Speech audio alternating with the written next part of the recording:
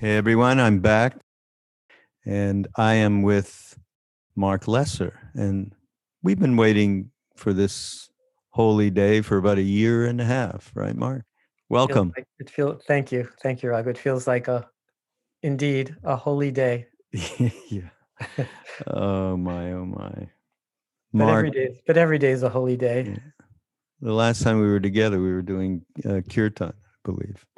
Um, Marc, for those of you who don't know, Marc is a very prolific writer. Number one, I get all your newsletters, and they're absolutely marvelous. And in fact, I picked a couple of things up out of them that we can chat about. But I know Marc through Search Inside Yourself, which was that started at Google.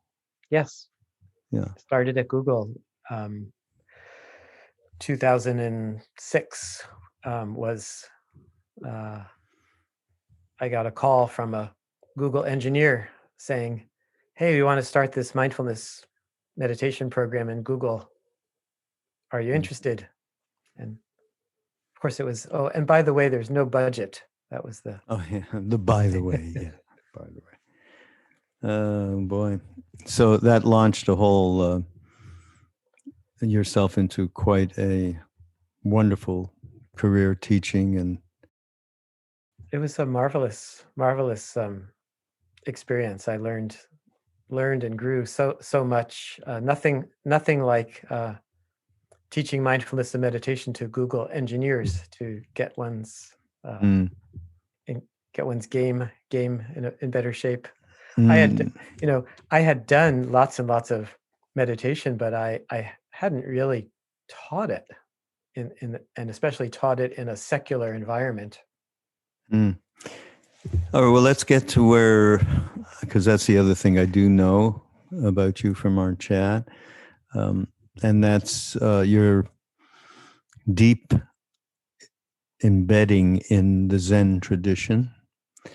And so, but let's talk about, you had proclivities that pushed you over into that tradition. And what were those, what were little switches that went off when you were much younger and directed you there? Yeah, many switches. One prominent one was reading Abraham Maslow toward a psychology of being. Uh, Wow. people think of Maslow as being the hierarchy of needs guy, but actually, I think his what I always thought was his real contribution was studying people that were highly evolved in some way, people that were uh, more free and freer in their emotions and felt more deeply. And reading that book when I was a freshman at Rutgers, I recognized that was not me, Mm, and in fact, it it drove home just how asleep and not free I felt in my world, mm. and I wondered, like, wow, what this makes. I think I need to do something about my own asleepness, and yeah, and that somehow that awakened some passion in me around self discovery, and which led me to meditation practice, and led me to Zen practice, which is something really resonant about that particular way of practicing and growing. For those of you who are not that familiar with Zen practice, it is rather rigorous, to say the very least. And I always kid around with, I'm friendly with Roshi Joan Halifax, who's done a bunch of retreats with Ram Dass that we did before he left in Maui for about 15 years. And I always say, yeah, you've been doing this for eons to get, I mean, you're the epitome of disciplined practice, although she's a lot of fun. Okay, if you know her, we are a bunch of sloppy bhaktis that have no discipline and don't know how to meditate, and we can chant Ram. That's about it. Of course, we've all been well steeped actually in Buddhist practice in our stay in India. But was psychedelics involved at all? Oh, psychedelics, yes, they were definitely involved. I when I was at Rutgers, and not too long after I had read Toward a Psychology of Being, I had a professor who had been a colleague of Timothy Leary's, and we became close friends, and he was my source of government grade LSD. And what government? And was our government? Yeah, our government was doing, and still are doing, quite a bit of experimenting. And he was my mentor, and actually kind of helped create a context for taking psychedelics as a exploration, which and I would say I followed his mentorship about half the time, and the other half I was, on the beach with my friends. And, but it was definitely significant marker in this kind of wow, the experience of seeing how made up my experience is. And I think especially the experience of time, and which was both tremendously liberating and also I remember at the time a bit frightening. It's like, oh, this state, I don't know that I want to always be in this state, but is there any other time than now? Yeah. Or you get to this point where there's a signpost. Further exploration is necessary. Right? Yes. Yeah. And but that was part of the Zen discipline. Always was, all those years of practice have been to rely on one's mind and not to rely on drugs. That's one of the reasons why I ask, because I well know that. Well, not to rely on drugs, not to rely on external teachers, external whatevers. It's all what the experience is, right? Well, so mindfulness, boy, the ubiquityness, the ubiquity, whatever, of this word in our culture now is extraordinary. And it's unfortunately been strangled a little bit out of shape from where it comes. I mean, my rudder for this in my life, and he's been a good friend and a teacher, is Joseph Goldstein, who wrote that fabulous book, Mindfulness. And, but boy, has it strayed from the Satipatthana Sutras. And I know this is central. Just give me some kind of feedback, because, as I kept thinking about us getting together, I'll be truthful. I'm so sick of mindfulness in a way. It was like, okay, I have to have this like a fresh consideration of mindfulness. Well, great. You've come to the right person. Okay, great. Hey, thank you. To me, mindfulness and even Zen, right? So, I mean, one of the things I love about Zen is that it has a sense of humor, and it's and it even, makes no qualms about negating itself and saying that, you shouldn't smell of Zen, or someone the other day told me that their meditation practice really sucked. It was a terrible meditation practice. And I said, in Zen, that would be considered bragging. Yeah, yeah, right. That's a good. And Uh, and so I think mindfulness and Zen are just simply, code words, or just markers for what does it mean to be a full human being? How can you be a full, somewhat sane human being given this world that we live in? mm, yeah. And that's and what are the how might you aspire for that, and how might you practice for that? And you know and to me, mindfulness is this, this an enormous umbrella, that includes, right, all of the kinds of the, maybe, the McMindfulness that you were talking about, to the deepest, most, most profound practices are all under this. It's a gigantic umbrella. But Mm, but I think essentially, I think it's essentially, um, one. I've had various definitions of mindfulness, or even of Zen.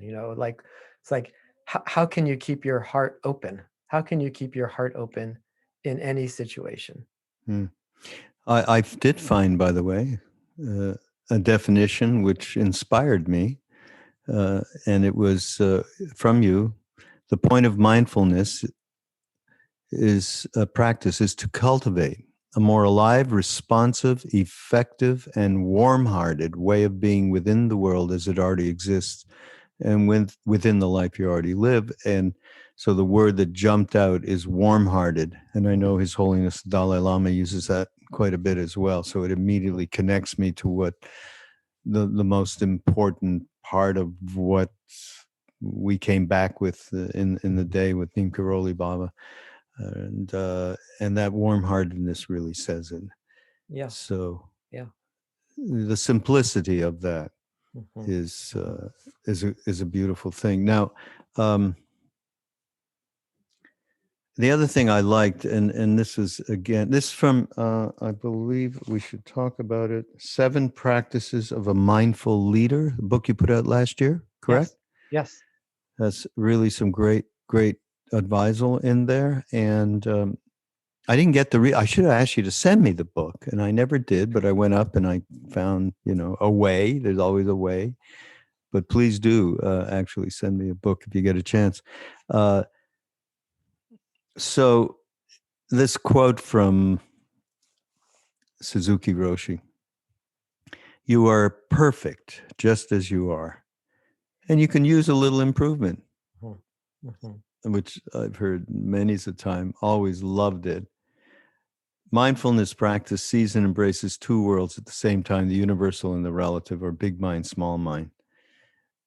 So let's talk about that. I think that goes a little bit with Ram Dass used to talk all the time about you can live on more than one plane of consciousness at the same time. And that, I think, is encompassed by big mind, small mind. mhm, mhm. Yeah, yeah.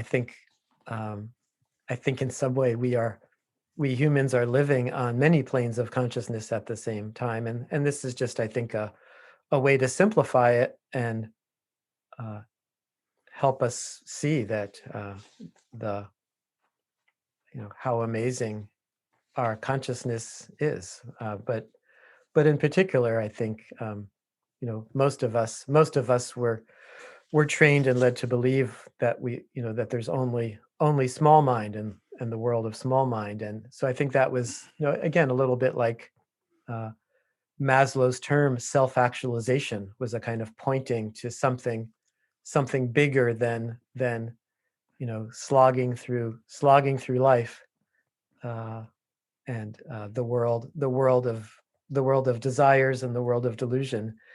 And then I think, as Suzuki Roshi talks about it, as this, I think, this something. He talks about it in many different ways. Sometimes he describes it as, beyond consciousness. This idea even of something beyond consciousness. Hmm. Uh, and but more often he talks about it as big mind, as your true nature, your being who you in your kind of deepest, wisest part of yourself. Yeah. And then the little guy, I call mini me. I've been doing a lot of stuff with a friend of mine around this, the way that causes and conditions create this story, habitual patterns, neurotic tendencies, and this gigantic belief in thoughts, and that mini me, and that's a lot of what, as far as I'm concerned, that is what the spiritual path on the relative level is about. And moving into warm-heartedness is the goal isn't to become the greatest meditator or mindfulness person in the world, which is what I meant when I first started talking about it. That latching onto it in that way, in our result-oriented kind of way, is probably counterproductive to what it can really do to help, So the times we live in right now, which are coming to a boiling point of some sort here with the election, everybody, this is just a couple of weeks before it, actually, of 2020, and the pandemic, which is rearing its head again in terms of not going away at all, going the opposite way. All the racial injustice, the economic suffering. I mean, it is quite, you doing the kind of work you are doing.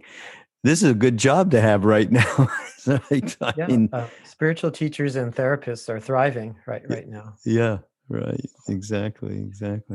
No, I've been doing a lot of organizations, from small nonprofits to large corporations, are like, we could use some help in how to stay more grounded and this uncertainty, right? All those things that you were describing, that what connects them is this heightened sense of uncertainty. Yeah. Right? What's gonna, every time you go out of my house, am I gonna get ill? Yeah. Is our democracy gonna hold? How are we going to, as a nation, contend with these racial injustices and the levels of poverty and the unemployment numbers are pretty staggering at the moment. So all of that is like, what does it mean to be warm-hearted? What does it mean to appreciate our lives? What does it mean to practice generosity?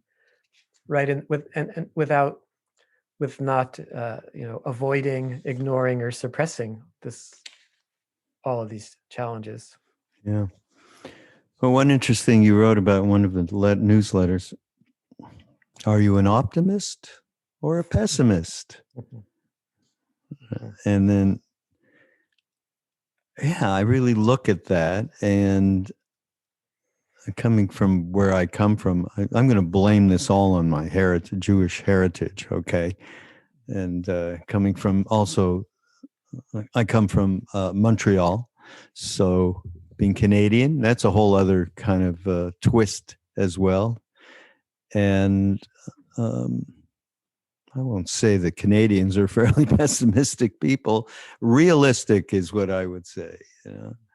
But we are, as you say, all born with a certain set point about how we approach events and conditions, and we learn and develop filters and defense mechanisms. I put in mental models that shape how we see ourselves in relation.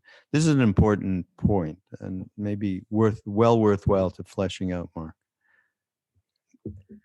Yeah, I think it's again, particularly in this time of uncertainty, to notice how easily it is to go toward, to be, I can, as easily as anyone, conjure up horrible things happening around this election, but it's interesting to realize that I can just as easily conjure up fabulous things happening. And in truth, the future is just impossible to predict.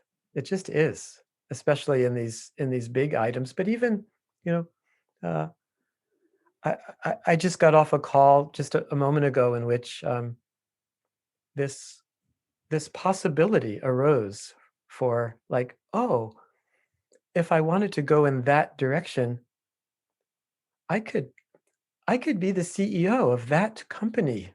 Is that, and it's having to do with death and dying, and just this, to allow, whether I choose to or not, just to let myself imagine playing out. Oh, that could be really cool. That could be great. Just as whoever thought that Barack Obama was going to be president? I mean, we forget. How easily we forget. Trump has really been very special at making us forget that. But who would have predicted either of those things happening?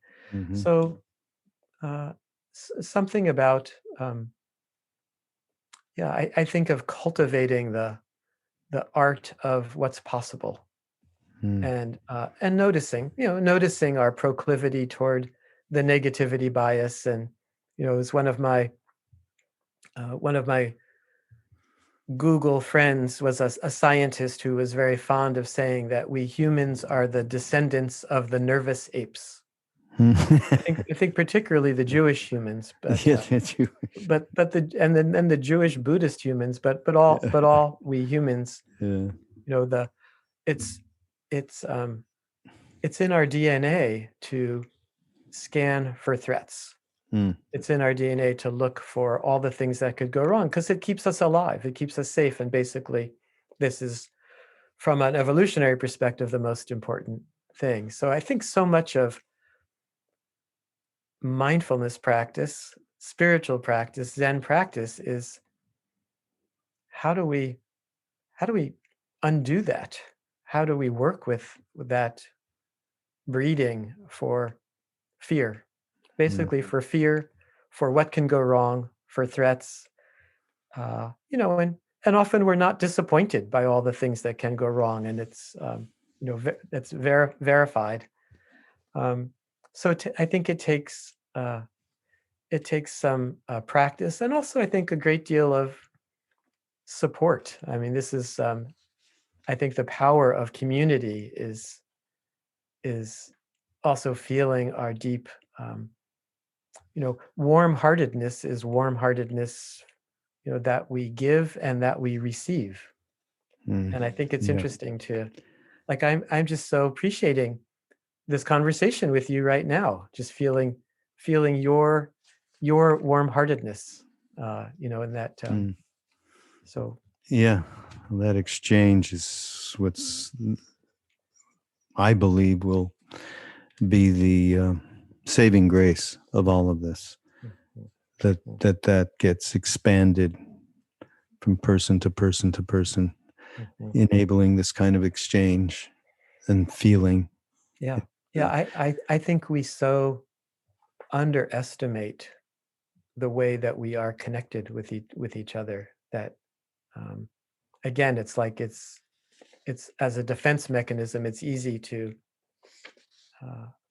make ourselves separate and defend ourselves, but this warm-heartedness of just, like, again, both feeling and using our imaginations for what's possible in how we connect. Yeah. Though, when people are pessimistic, and I'm speaking of myself, because, like, I'm the kind, who Larry David is? Larry, sure. Yeah, I'm a big fan. Okay. So there's us big fans of Larry David, who is so horrible a person and so caustic and so self-involved and so always doing the wrong thing. There are people who won't, like, I tried to get Ram Dass to watch it, and a few minutes of it, this guy's horrible. How can you watch this? I'm like, Okay, well, I like that whole. I guess the cynical thing is a fun thing. So Yeah. then that takes me to the pessimistic thing. People actually, they do piling on. I mean, Sharon loves this term, Sharon Salzberg, piling on. You get pessimistic about one thing and you build a castle. Mhm. And when you're finished building, you kind of feel proud of it. And it's actually a habitual pattern that makes you feel good, which is why you don't ever give them up. I mean, and that's what mindfulness is about. Everybody out there, that's what it's about. So you have a clear picture of your motivations, of your a clearer picture of your motivations, habitual patterns, neurotic tendencies, and you don't have to enjoin with them. You can see that, oh, this is what this is. Okay, I can leave it alone for a moment, Yeah, to me, Larry David, and this show Seinfeld, it's all just great teachings in Yeah, samsara, and yeah, pretty deep. but I think there's something actually useful about recognizing, and then being able to laugh at all of the the nuances of the suffering, Yeah. of our pessimism, yeah. Yeah, losing self-seriousness is highly important, Mhm. and having a sense of humor. Mhm. Without that, you're screwed for sure. Yeah. Um, And it's interesting. I just thought that maybe the opposite of warm-heartedness is manipulative. mm, And Larry David, mm. on Larry David's character, Yeah, is just so he's just so manipulative, so yeah, scheming for advantage in some yeah. way. So, Self so it's like, cherishing at the very, yeah, if he were warm-hearted, it wouldn't be funny at all. yeah. Right. Isn't that weird? That's weird, right there. That's right. Oh boy. Um, and another thing, I know I love to talk about this, and you have, and it's. We should talk a little bit about courage, Mm, mm, and it does take courage to recognize and allow these reflections. Once you have them and you see the kind of self-interested motivation, the courage to actually face it is a big thing in mindfulness, as far as I'm concerned. Uh, I want to tell you a story, okay, Mark? It's been told before many's a time, but you know what? It comes from Krishna Das, mhm, but it is such a, it is so directly to the core in our experience, particularly because of the tradition of bhakti yoga that we come from, and Guru Kripa, the grace of the Guru. Krishna Das was in Mumbai with Maharaji and a couple of Indian people and Westerner, and he was staying at a hotel, and Maharaji used to come over and give darshan, and he'd sit on the bed and everything. Pretty lucky moment for Krishna Das. And all of a sudden, Maharaji sat up in the bed and he went, he said, courage is a very important thing. mm, So the Indian man who had been a devotee forever, right, who was being with him on this trip, said, "Well, but Baba, the grace, it's all Guru's grace. There's nothing to do." And Maharaji turned back to Krishnadas. Courage is a very important thing. I don't know if the word was important, it was very key. Okay. And Krishnadas said, look, for the rest of my life, whenever I had trials and tribulations, which were which were very powerfully pulling me into them, I always had that, and so it's the beauty of that, and the realization that that is not hooked up with will. That is hooked up behind will, courage, in my mind. But I want to let you talk about it a little bit. Well, of course, the word courage comes from the word heart. Kura, kur. And and getting back to what you were saying about this word mindfulness, I think again there's this whole spectrum, but I think you're now more, I think, at the what I think of as the top of the spectrum of mindfulness when you start talking about courage, right? That this stuff is not, it's not easy, and It's not in easy fact, to look inside yourself, I was right? going to So say it's not easy to that's right. search inside yourself. That's right. Facing oneself is not easy. Having real, authentic relationships, not easy. Aspiring and taking any kind of action that wanting to have positive influence, wanting to be as the the the bodhisattva mind, the mind of I love these two core vows, from Buddhist practice, right? Beings are numberless. I vow to save them. And delusions are inexhaustible. I vow to end them. So these are both, I think, fine examples of aspiring to do what is impossible, and it takes courage to set out, even to imagine, even to think in that, like to be able to um, to be able to set in that direction, and it's also very humbling because we're not going to save all beings, nor get rid of all of our delusions, but I think courage says that, well, we have to try anyhow. Yeah. And I think for me, part of that trying is the practice of moving out of normal ego mind stuff and into what, I mean, Ram Dass had a great term, loving awareness, but into a place that's part of that, whatever we want to call it, that true mind, true self, soul, spiritual heart. I mean, the good thing is there's so many words for it. Radical warm-heartedness. Radical warm-heartedness. I like that. That's good.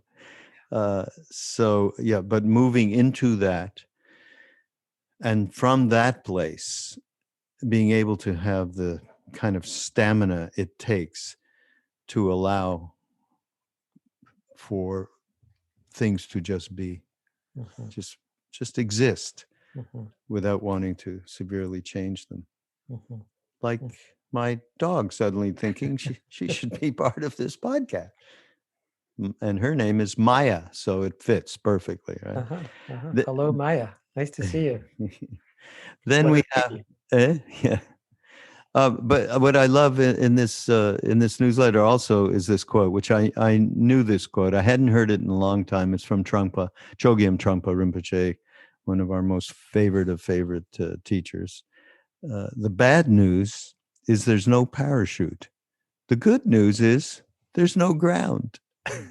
So, but maybe you've got to explain that out a little bit more. Yeah, I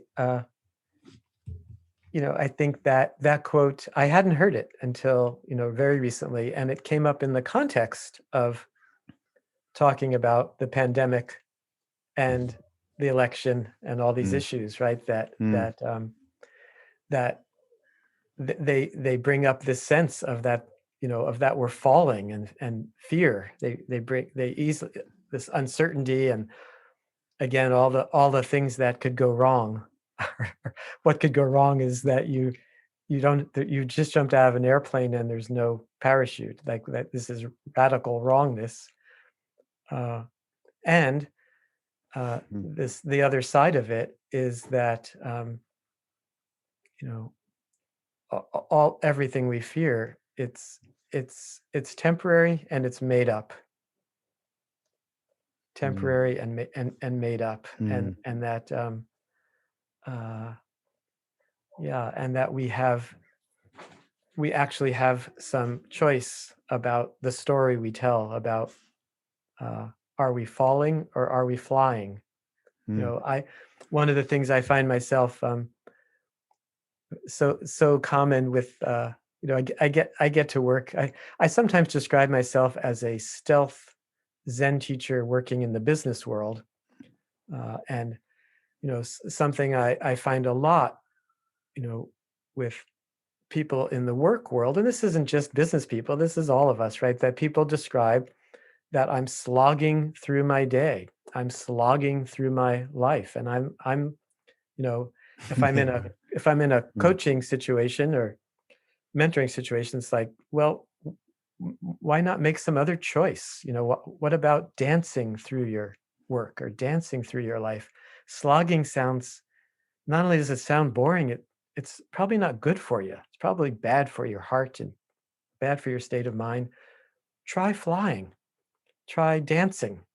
And so to me, that's the other side of that. The good news is there is no reality in the way that it points right to our limiting beliefs and our narratives and stories about the ground. What is the ground after all? Yeah, exactly. And that's where the courage comes in, as you say in this article. Instead of moving towards that usual pattern that and that can be just, I'm slogging through this shit, it's unbelievable, can be just that. Mm-hmm. And you stop moving in that direction. Mm-hmm. And this goes back a little bit to pessimism and optimism, and I'm working on that in myself, of the silliness that I get into around pessimism, cynicism, and having fun with it. Boy, that's a lot of fun to think of stuff in that way. Yes. And yet there's a little bit of fooling oneself, because that's a defense mechanism, basically. So, yeah. And to this day, I have to say, and I have no problem describing my life as an utter failure. Despite books I've written or things I've done, I can just feel like is this it? Like, is this like mm-hmm. And I can with a little bit of work describe myself as immensely successful and satisfied, and realize that neither of those really. I mean, this is, I think, the there is no parachute is that why get worked up or concerned about either of those narratives, and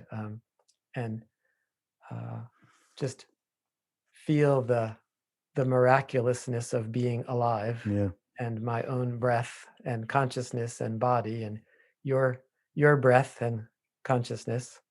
Feel freshness. Freshness. Generosity, aliveness, appreciation. And that happens. Yeah, and that happens so easily. Like you and I doing this podcast. All these podcasts that I do, I basically am making friends with people because I don't get to spend time with them, or I've never met them before, or something like that. And that brings up the reality of freshness and interconnectivity, and the way in which we really support each other, the way in which we know it's okay for each of us to have whatever fallacy we have going on, whatever perspective that we both know is okay, but we're human and we understand that as well. Mm-hmm. There's one thing in this particular letter, Mark. You may have written this, and I'm not anywhere near a writer like you are. So you expressed it in a way that I would have liked to, and I need to read it because it is so right on. You say, lately, I feel as though I'm waking up from a deep sleep. There's a clear sense of something ending. Clear sense of something ending.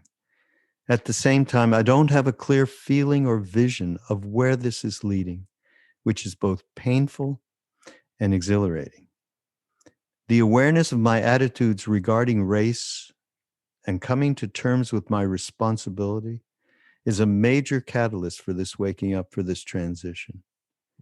I'm beginning to see and feel how I've avoided my personal discomfort and cultural pain in this area.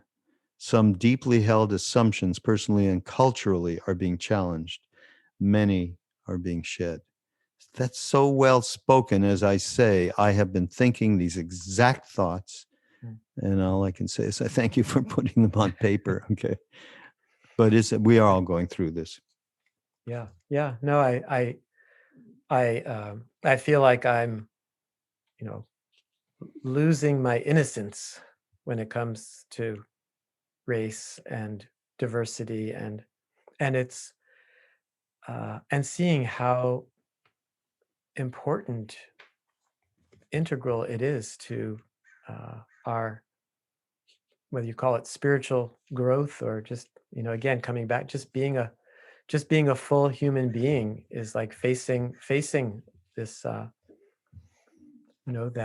how we were, the assumptions we made, the assumptions that we were taught, that making visible all of the things that have been invisible, at least to me, being a privileged white guy. Yeah. You talk about we all talk about letting go. I mean, Joseph Goldstein's big advice to a young man who was driving around in Maui when he went to do a retreat with us. He said, gee, maybe you could give me some words of advice, Joseph. I've been on the path a few years. You've been on it for decades. Esteemed Buddhist teacher that you are. And he just looked at him and he said, stop clinging. So we're all about letting go, right? Yeah. It's all about letting go. But talking about the usefulness of mindfulness and identifying that which needs to be let go of, and that which perhaps is okay to just say, yeah, you're human. There's a little funny tightrope, wire act there. It's one of my favorite paradoxes is, fight for change and accept what is. Yeah, right. Exactly. So it's like, yeah. And I think but I think in a way they both can be seen through the lens of letting go, right? So accepting what is letting go of wanting things to be different. That's number one on the list. But I think the fighting for change is letting go of our limited, limiting beliefs, and seeing the, not being too caught, letting go of being caught by events and being able to see systems more clearly. So like racism is seeing the systemic racism that we swim in, means, letting go of our own limitations, and not just seeing event after event, but seeing the underlying cause of these events. And and this is also, Buddhism 101, the second, the second noble truth is like, what's the underlying cause of our suffering, of our discomfort, of our, what's the underlying cause of our essential kind of limitations that stop us from being warm-hearted, that stop us from being free, that stop us from being generous. Yeah. So shedding, there's that, it's my favorite line from the, I think of it as a Zen text, but it's a Buddhist text, the Heart Sutra, right? Without any hindrances, no fears exist. So it's like letting go of whatever gets in our way, whatever is limiting us, holding us back. And that's And what I think this is, more and more, this is I feel like for me, my daily meditation practice is with each exhale, this sense of practicing letting go, again and again, and yeah. Relaxing. That just leads me to think about, we all need to relax a little bit. We are so wired right now. So I think people who can do any kind of meditative practice, even if it's just for a few minutes, I think focusing on just relaxing the body before you do anything and just really initiate some sense of calm and spaciousness is really important in these times. And the other thing, which you talk about as well, and we have been doing stuff online around for all these many months, resilience. And resilience is extraordinarily important. We just did a retreat at the end of August. Actually, we're just going to release it so people can download it. Wise hope. It's Roshi Halifax thing about wise hope. The ability, it's cultivating, and we called it loving resilience. Because a lot of times people with resilience are going, we're going to be resilient now. It tightens it up. It's the opposite of what I just suggested in terms of ease and relaxation to allow spaciousness to happen. But yeah, from your point of view, resilience. Yeah. Well, I also thought of again, coming back to what one of the themes here is about courage and heart and warm-heartedness. So warm-hearted resilience. And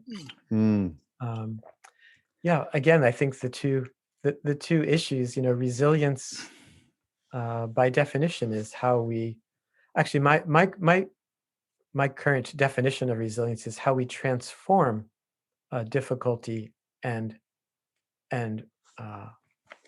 work with change, or accept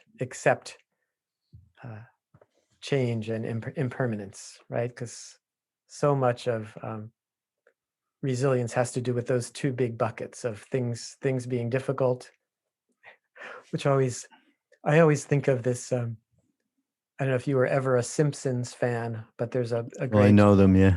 A great Homer Simpson line where Homer Simpson says, "Why does everything always have to be so hard?" And yeah, right. That's so great. So being able to transform how we work with difficulty and how we resist, seeing how we resist change. I'm often joking that I'm forming a support group called Buddhists Against Change. That's great. I love that. Yeah, because who likes change? No, it's awful. Change is just horrible. Terrible. And it's awful that it's the core of what life is. It's even worse that way. Yeah. Oh boy. The other thing, we're getting close to the end, but well, you talk about relationships and a prescription for us all in these times to have more one-on-one, to have what we're doing right now, to have this kind of conversation with. Don't need to be on a podcast. Doesn't need to be for anything at all, where you can be open and vulnerable, which is the real beauty that can happen between two people. And for us, and I feel, it's not news, the Buddha, when he was asked by Ananda, well, what's the most important of the refuges? The Buddha, the Dharma, the Sangha? And Buddha went, Sangha. And it's what we were taught. It's what we were initiated into when we were first in India with Neem Karoli Baba and Ram Dass when he went back the second time. And I don't mean in any in any way you'd think somebody was doing anything, but the fact is we were just taken into these families and and the kind of unconditional love that they shared, that we experienced, and the giving of food, the way food is in India, is so important. That that satsang sangha in these times, and of course it's difficult because we have to be socially distant. It's a cruncher, eh? All these things feeding in each other and creating more. But yeah, and as much as the internet has so much abuse, as much as it has abuse, it has beauty. But 100,000 beautiful visions, 100,000 horrible visions are there, and that's part of the acceptance. But the ability for us to have, I mean, online satsang, we have been doing a lot of that. You know, and we have a Ram Dass fellowship. By the way, any of you guys out there, if you want to get involved, go to ramdas.org and you'll maneuver over somehow to fellowship and join it, and you'll get hooked up.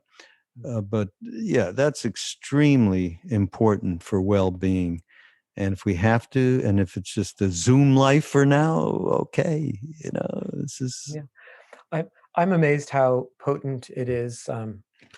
I now do meditation every morning, you know, with a large group of meditators. Oh, you do? Oh, yeah, wonderful. I'm sitting in the mornings with the San Francisco Zen Center community, and there's something about, now it does help, you know, that I know a lot of those people.